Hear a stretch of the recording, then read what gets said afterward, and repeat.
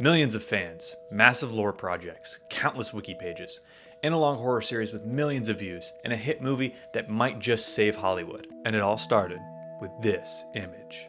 Over the past several years, the idea of the Backrooms has grown and changed so much that someone who saw the original meme in 2019 might have a totally different idea of the Backrooms than someone who played the Backrooms Exploration on Roblox in 2023. So, in this video, I'll be laying out a timeline of the history of the Backrooms as an online phenomenon, from a single message board meme to a modern internet mythos.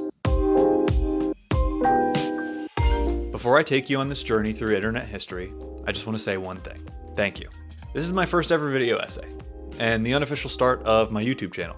I've been making short form content for a while now, and right before the movie came out, I started making Backrooms related videos. And since I've been a huge video essay enjoyer for like the past 7 or 8 years, and I've been way too into the Backrooms as of late, I figured I'd give it a shot myself. So without further ado, here it is. The complete timeline of the Backrooms, a modern internet mythos.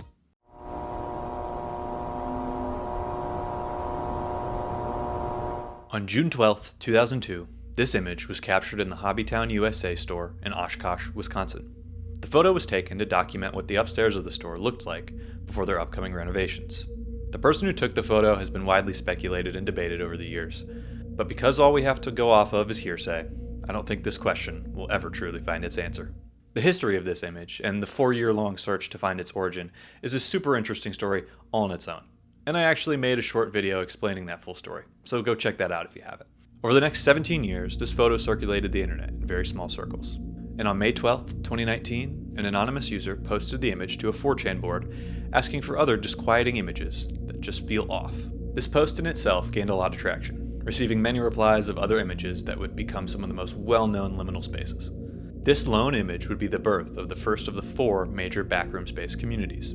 Later that day, the second community was born, when someone replied to the post with the message, "If you're not careful, and you clip out of reality in the wrong areas, you'll end up in the Backrooms, where it's nothing but the stink of old moist carpet, the madness of mono yellow, the endless background noise of fluorescent lights at maximum hum buzz, and approximately 600 million square miles of randomly segmented, empty rooms to be trapped in. God save you if you hear something wandering around nearby, because it sure as hell heard you."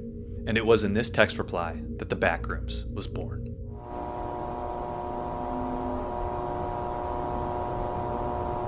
The idea of an eerie, almost unfathomable place outside of our reality instantly stuck with people. On May 17th, 2019, the subreddit r/backrooms was created. People began to flood this and other online forums with other liminal space images that gave off an uneasy feeling. I could do a whole video essay on liminal spaces and what makes a space liminal, and I probably will in the future because there's just so much to talk about there, but all you need to know for the purposes of this video is that for a short period of time, these images were just that. Images. There were no greater lore implications behind them. It was just people appreciating empty spaces and the feelings they gave them. But it wasn't long before people began to theorycraft on other levels of this extra-dimensional space. They had dubbed this image Level 0, and had subsequently created Levels 1 and 2. But the rapid evolution of the Backrooms didn't come without resistance. On May 29th, 2019, the subreddit r/TrueBackrooms was created. The creation of this subreddit was a result of the growing tension between 2 camps of people. One who was intent on expanding and diving deeper into the lore of the original creepypasta, and one who preferred the Backrooms as just a collection of liminal space images. The latter of the two would create this new subreddit.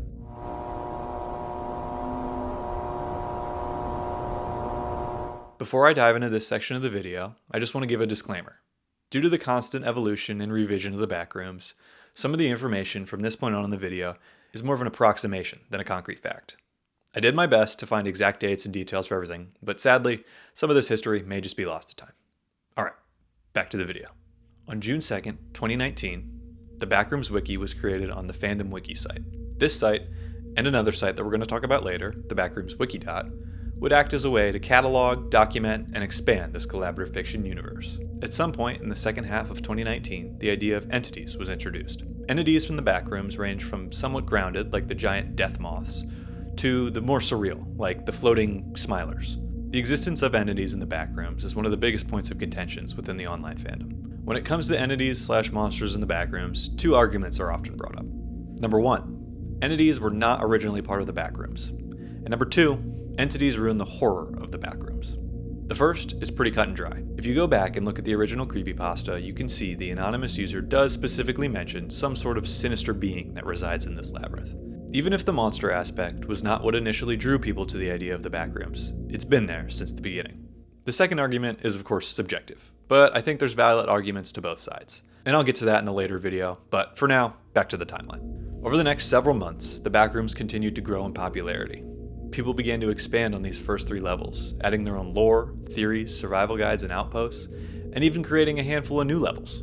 But there was a problem. There was little to no moderation on the fandom site, and soon ideas and additions just began to contradict each other. So, on March 28th, 2020, the Backrooms Wikidot was created. The Wikidot was initially created as an evolution and a refinement of the fandom wiki.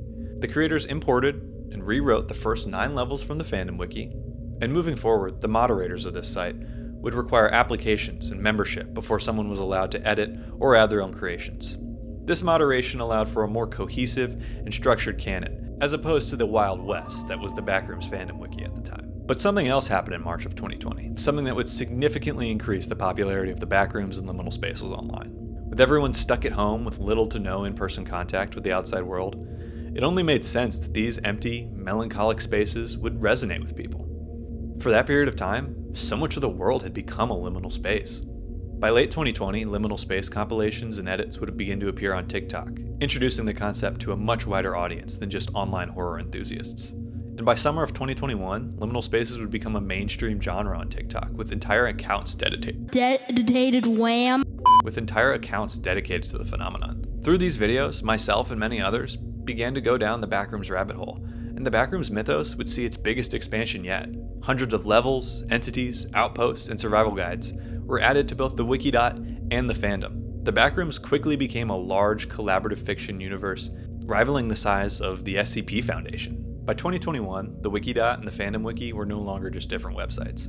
They'd become entirely different canons. This would mark the true death of a singular, official Backrooms canon. In April of 2021, the fandom wiki had reached a turning point. Over 2 years of minimal moderation had led to chaos, vandalism, and spam. So throughout 2021, fandom staff stepped in to add moderation and clean up the site, putting an end to what they would call the Age of Anarchy. By the end of 2021, the phenomenon that was the Backrooms could now be divided into 2 kinds of interpretations, each with their own dedicated community.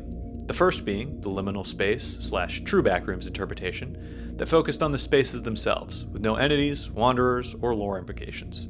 The second being the multi-level, lore-heavy, collaborative fiction universes that could be found on either wiki. But a third interpretation was just on the horizon, one that would dwarf the other 2 in popularity and launch the Backrooms even further into the mainstream.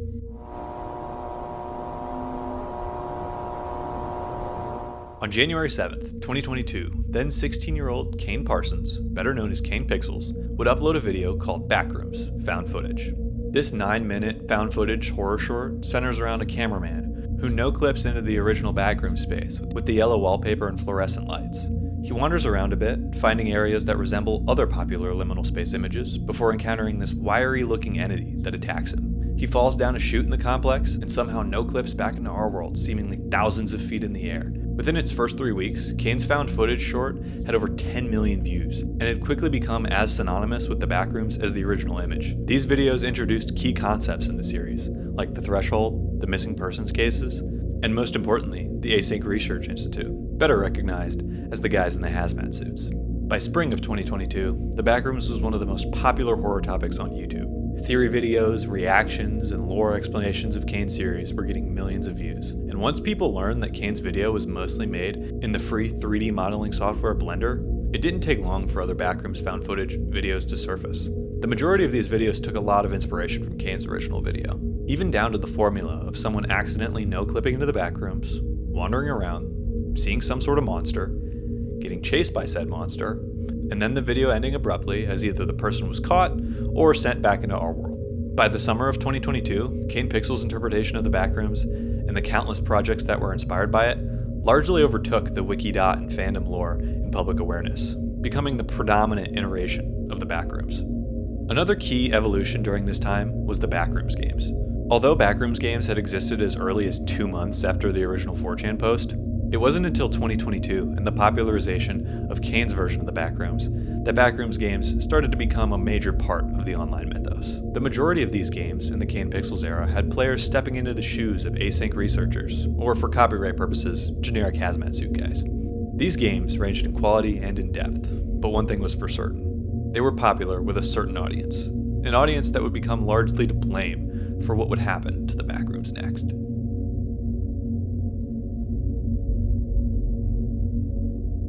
As the idea of the Backrooms began to peak in popularity, it also began to bleed into children's content. There's no definitive origin of when kids-focused Backrooms content started, but its rise to popularity certainly started in mid to late 2022. And it starts with Gen Alpha's favorite game, Roblox. Early Backrooms games followed a pretty simple formula of a scary monster chasing players around the yellow maze-like structure. These games adopted elements from Kane's series and the wikis, yet they seemed to miss what was intriguing about both of these interpretations: the lore. Next came the YouTube Shorts. From summer 2022 into mid-2023, kid-friendly Backrooms TikToks and YouTube Shorts exploded in popularity. These short videos can kind of fall into 3 different categories. Bite-sized lore explanations from the wiki, things like top 5 deadliest entities, or the top 3 scariest Backrooms levels. And then you had the Roblox Shorts. And finally, POV-style videos featuring popular online horror mascots, backroom entities, or other famous characters. The creation and success of this type of content changed how many people saw the Backrooms. Online grifters and content farmers began to see the Backrooms as a simple, reusable template that could basically just print them money because kids just wanted more and more of it. And so, they created more and more and more and more of it. Eventually, the amount of kid-focused Backrooms content online was so large that it began to alter public perception of the Backrooms mythos altogether. Fans of the Backrooms before the kid-based content began to take over were upset. The thing they loved was seemingly ruined. It was dumbed down, oversimplified, oversaturated, and many no longer began to find the concept scary at all because of the sheer amount of kids' content that flooded the internet. To go back to what I said about kids ruining the Backrooms, that was for dramatic effect. Kids weren't ruining the Backrooms. Adults were. Kids are always going to be into scary things. When I was a kid, I was into Slender Man and other popular creepypastas, and even early analog horror series like Local 58. When I was a kid, those things captured my imagination and inspired me to write my own short horror stories, and eventually create my own horror films, just like how the Backrooms has inspired kids to create their own games, videos, and short stories. Now, are these things always of the highest quality? No. Are they ever that scary? In my opinion, no. But the problem is not the kids. It's the adults who simplify and diminish this horror concept to make a quick buck off some kids who just want to see something scary. And so, by 2023, we now had 4 separate major interpretations of the Backrooms, each with their own community.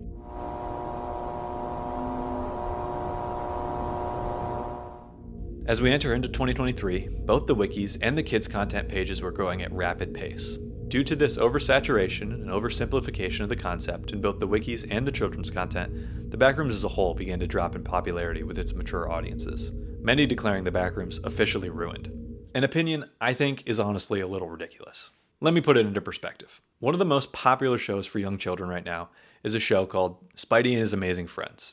As a 23-year-old, I've never watched this show, and I never will, but I still see these versions of the characters everywhere. Much like the kids' Backrooms content, it's a very simplified and kid-friendly take on a beloved property that can at times be very mature and complex. But do you see me or any other Spider-Man fan saying that this show has ruined Spider-Man? No. I can still enjoy this, despite the existence of this. And I think the same could be said for the Backrooms. Alright, now back to the timeline. In February of 2023, it was announced that A24 would be partnering with Kane Parsons to create a feature-length Backrooms film, with Kane at the helm as the director. This was very promising news to many, as A24 had already produced some of the best horror movies of the past 10 years. Films like The Witch, X, Hereditary, and in the summer of that year, they would release Talk to Me, a film whose directors also got their start on YouTube. This studio's record, combined with Kane's already apparent talent for storytelling, had me and other Backrooms fans very, very excited.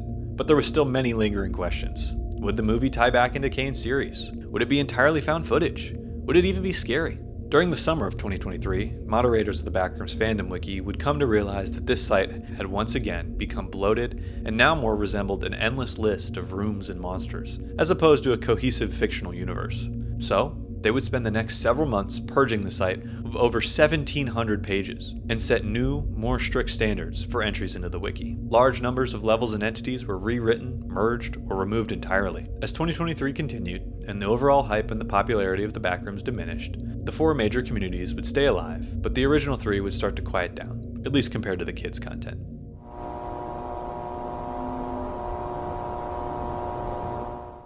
2024 and 2025 were interesting years for the Backrooms, in the sense that not much happened.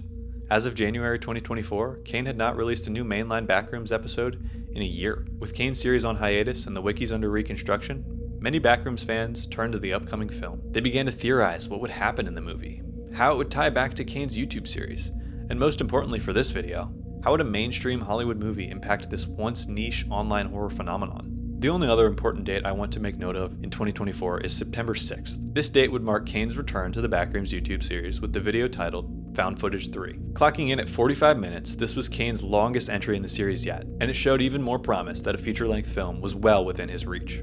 On July 7th, 2025, Kane and A24 would start principal photography on the film, wrapping shooting a little over a month later on August 14th. We would later learn that for the production of this film, 30,000 square feet of practical sets were built. In a sense, this was the first time the Backrooms became an actual real-world place. A little side note, I've seen all the videos of all the different creators that were invited to the little Backrooms pop-up they had in LA to promote the movie, and I just want to formally ask A24, or whoever's responsible for that, please, reopen it, keep it open year-round.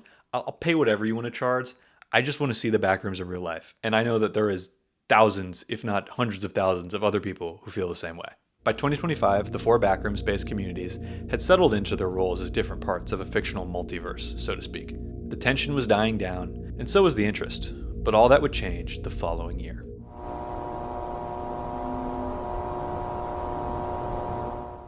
On February 24th, 2026, we would get our first look at the Backrooms film, with a minute-long teaser trailer. From this trailer, we were able to get a first taste of what Kane had in store for the plot of this movie. Another interesting thing about this teaser trailer is that it was made entirely in Blender, showing us that Kane wouldn't be abandoning his 3D modeling roots for this Hollywood production. This teaser would also start off the biggest spike in Backrooms and liminal space-centered content that we had seen in a couple years.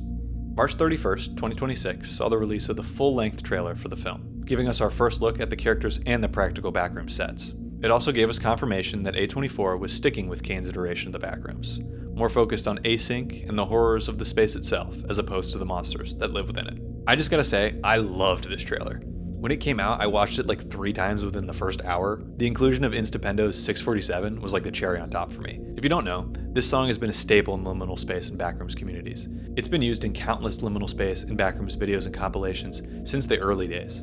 So its inclusion in the trailer really showed fans that A24 was aware of the larger scope of this phenomenon, apart from just Kane's series. And I really appreciated that. In April of 2026, the Backrooms movie was confirmed to be R-rated, making it clear to fans that we weren't getting a watered-down kids' content version of the Backrooms.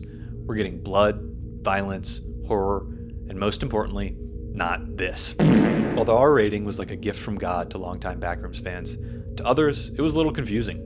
If all I knew about the Backrooms was this stuff, I would be confused by the rating too. This is actually what I made my first Backrooms video about. I'd been seeing so much discourse online about how the movie would or wouldn't be, so as a longtime fan of the concept, I decided to make my own little short video explaining it to anyone who still hadn't really been caught up to speed yet. And that video actually did pretty well on TikTok, so it's thanks to that reception that I'm making this video here today.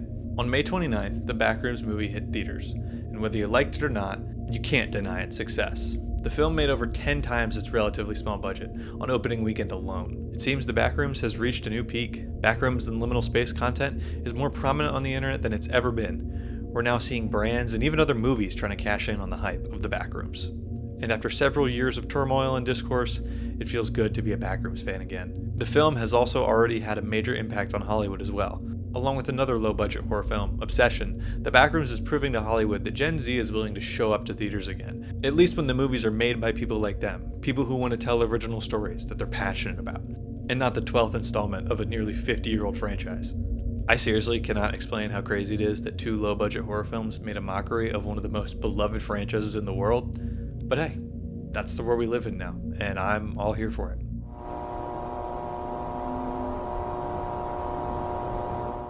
So what happens now? What will become of the Backrooms phenomenon? Are we entering into a Backrooms renaissance? Is the Backrooms saved? While we know very little about the future of the Backrooms, I for one am very excited to see how it evolves. We're already seeing a new take on the mythos with this Backrooms throughout history trend that's been going around, and it's already been confirmed that a sequel to the film is in early development. And as far as I know, Kane's series is far from over. So, while the future of the Backrooms remains unknown, one thing is for certain: the Backrooms isn't going anywhere. Thanks again for watching this video. If you made it this far, I really appreciate it. If there's any major point in the Backrooms timeline you think I missed, let me know in the comments. I have a few more Backrooms video essays planned and some other Backrooms non-video essay type videos coming soon too. I won't give any hints as to what those videos are yet, but if you like this video and you want to see more, the best thing you can do is subscribe. Thanks again. That's all from me. I'll see you in the next one.